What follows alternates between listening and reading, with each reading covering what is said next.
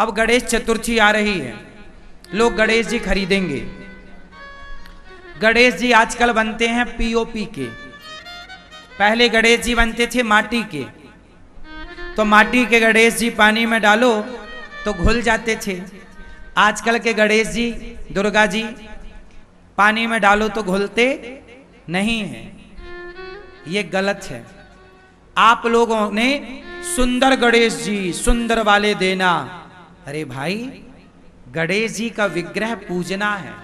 हमारे यहां तो गणेश जी सुपारी और गोबर के गौर गणेश होते हैं। मानो तो मैं गंगा मां हूं, ना मानो तो बहता पानी। आजकल लोग बड़े बड़े पांडाल लगाते हैं गणेश जी के, कंपटीशन होता है, हमारे गणेश जी ज्यादा सुंदर, हमारे। अरे गणेश जी तेरे और मेरे क्या होते हैं? गणेश जी तो सबके हैं, और गणेश जी तो ऑलरेडी सुंदर हैं। क्यों? भावना सुंदर नहीं है आजकल, प्रतिमा सुंदर होनी चाहिए। अरे भावना सुंदर होगी तो खंबे से भगवान प्रकट हुए हैं प्रहलाद के लिए।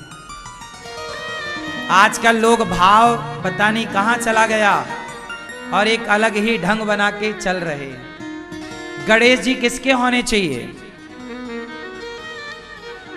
मिट्टी के गणेश जी बनाओ। मिट्टी में गोबर मिला के, गोबर के भी गणेश जी बनते हैं। गौशालाएं कुछ गोबर के गणेश जी भी बनाती, उनको लाओ, पधराओ, पूजा करो, उन्हें विसर्जित करो। अब आपने देखा होगा जब गणेश जी विसर्जन हो जाता है ना, उसके बाद गणेश जी की प्रतिमाएं नदियों में, तालाबों में, कितनी सारी बाद में आपको फोटो वीडियो मिलती हैं। क्या ये सही है? आज के 20 साल पहले, 40 साल पहले एक भी प्रतिमा से नजर नहीं आती थी, क्योंकि सारी ओरिजिनल माटी की होती थी। पानी में डालो, 2-4 घंटे में पानी में घुल के पानी मिट्टी हो जाती थी। तो आपको भी गणेश जी पीओपी के नहीं, माटी के गणेश जी लाओ, या गणेश जी खुद बनाओ। खुद बनाओ ना,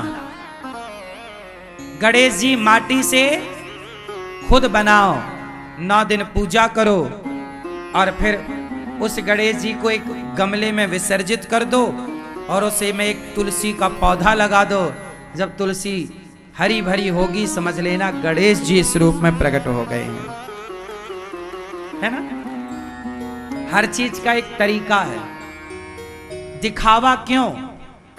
श्रद्धा में भी आजकल दिखावा है, पूजा में भी। भले प्रकृति को नुकसान हो रहा है, लेकिन लोग समझते नहीं है साहब। हम कितना समझाएं? सही है ना? आप सहमत हैं पीओपी के गणेश जी से? माटी के गणेश जी, और गणेश जी को विसर्जन कर लो अपने घर पे। एक बड़ा सा पात्र ले लो, माटी डाल दो, विसर्जन कर दो। मिट्टी घुल गई, उसमें एक तुलसी लगा दो, उसमें एक आम लगा दो। नहीं, उस माटी में क्या लगाओ? आम, तुलसी, ताकि वो गणेश जी इस याद के रूप में आपके पास सदा मौजूद रहेंगे। इसलिए आप लोग, आजकल लोग अगरबत्ती के पैकेट में भगवान का चित्र बना देते हैं। कई बार बीड़ी के पैकेट में भगवान का चित्र बना देते हैं। बीड़ी, भगवान का नाम लिख देते हैं, है ना? और वो सारी चीजें जाके कचरा में पड़ जाती हैं।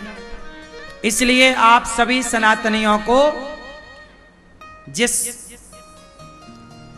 पुर्जे पर, जिस लिफाफे पर, जिस खोके पर भगवान का चित्र बना हो, उसे आप ना खरीदें, क्योंकि आप उसका प्रयोग करके, अब जैसे कई जगह मिठाई का डिब्बा है, उस मिठाई के डिब्बे पे गणेश जी का चित्र होता है। मिठाई खा गए और वो डिब्बा जाके कचरे में डल गए। अब गणेश जी कहाँ चले गए?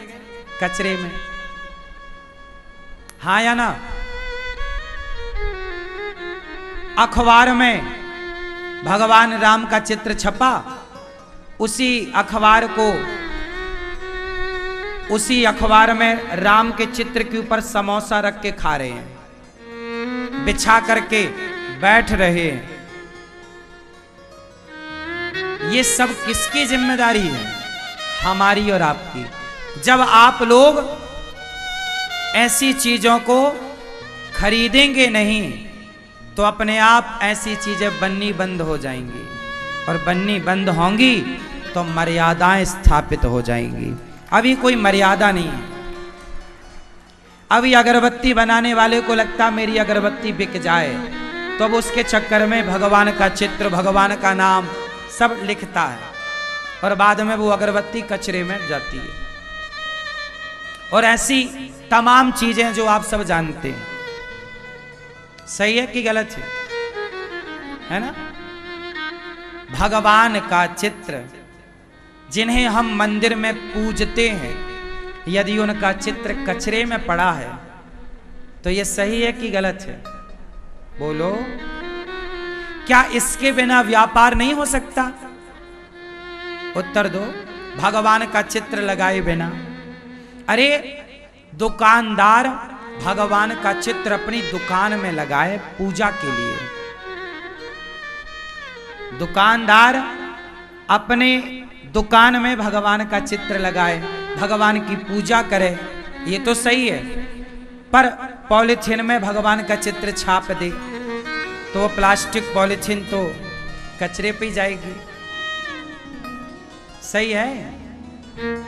तो आप लोगों को इन बातों का पूरा ख्याल रखना चाहिए। ऐसा कोई भी प्रोडक्ट ना खरीदो बाजार से जिसमें भगवान का चित्र हो या भगवान का नाम हो। ठीक है? और जहां तुम्हें भगवान का नाम दिख जाए, जमीन में पड़ा हुआ भगवान की मूर्ति, उसे उठाओ, अपने पास रखो, कोई बढ़िया स्थान देखकर विसर्जित कर दो। इन चीजों को विसर्जन कैसे करना चाहिए? जैसे आपके घर में लड्डू गोपाल जी हैं, पुराने कपड़े हो गए, 4 साल पुराना कपड़ा है, 6 साल पुराना कपड़ा है, क्या करें? नदियों के पास जाओ, गहरा सा गड्ढा खोदो 2 फीट का, उस गड्ढे पे भगवान जी के पुराने कपड़े विसर्जित कर दो, ऊपर से बालू डाल दो। पुरानी माला है, जैसे आप भगवान को रोज माला पहनाते हो तो प्रसादी माला रोज निकलती होगी, भगवान को उतारते हो ना माला शाम को। मंदिर की साफ सफाई तो पुष्प निकलते हैं, उनको इकट्ठा करो। वो पुष्प भी जो भगवान पे चढ़ा है वो पांव के नीचे नहीं जाना चाहिए। वो गड्ढा खोदो नदी के किनारे, तालाब के किनारे या कोई पीपल के किनारे, और उसमें विसर्जित करो और ऊपर से माटी डाल दो। ऐसा विसर्जन ऐसे होता है। लेकिन आजकल तो बस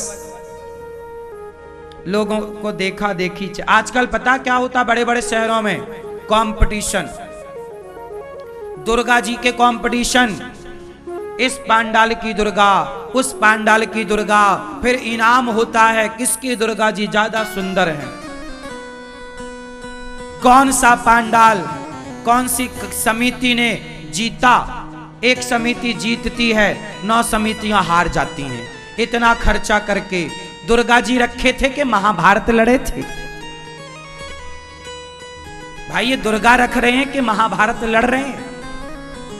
भाई दुर्गा समिति को भी एक जीत गई, 9 हार गई। काहे हार गई? क्या गुनाह कर दिया इन लोगों ने? काहे हार गई भैया? हर चीज में कंपटीशन नहीं होना चाहिए रे भाई। क्यों?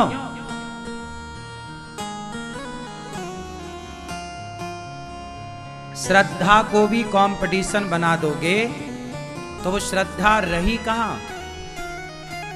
क्यों?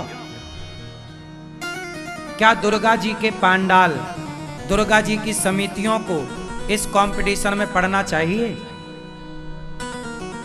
पहला नंबर फलानी समिति आई, पहला दूसरा क्या होता है भाई? उसने श्रद्धा से दुर्गा जी रखा, पूजा करी, ठीक है। क्या श्रद्धा भी पहले नंबर आती है और दूसरे नंबर आती है? हर जगह एक ही रवैया अच्छा नहीं है। एक ही दृष्टिकोण से सबको ना देखा जाए, एक ही नजरिए से सबको ना देखा जाए। पढ़ना लिखना बिजनेस व्यापार में कंपटीशन था, चलो यहां तक तो सही है। अब गणेश जी में कंपटीशन, और सुनो आजकल भंडारा में कंपटीशन होता है। इस दुर्गा समिति ने ये भंडारा किया है ना, 1 कुंटल आटे का भंडारा, तो दूसरी समिति बोली मैं 1.5 कुंटल आटे का भंडारा, तीसरी बोली मैं 4 कुंटल आटे का भंडारा।